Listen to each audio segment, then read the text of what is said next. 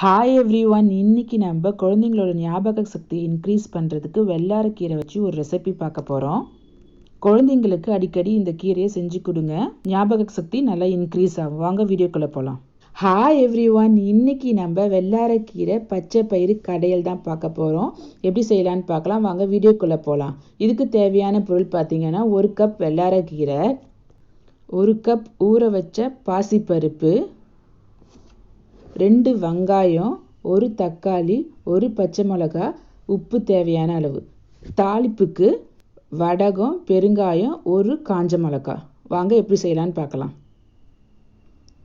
ஒரு பேனில் நம்ம எடுத்து வச்ச பச்சை பயிறு, வெங்காயம், தக்காளி, பச்சை மிளகாய் இந்த எல்லாத்தையும் சேர்த்துட்டு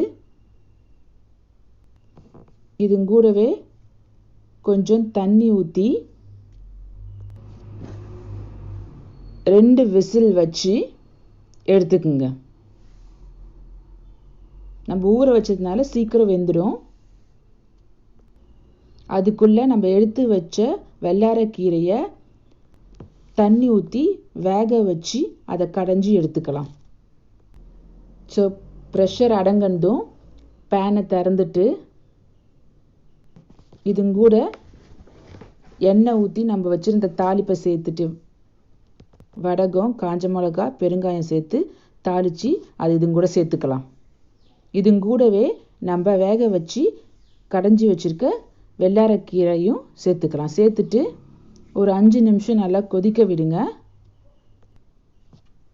கொச்சதும் நம்ம தேவையான உப்பு சேர்த்து பரிமாறுங்க.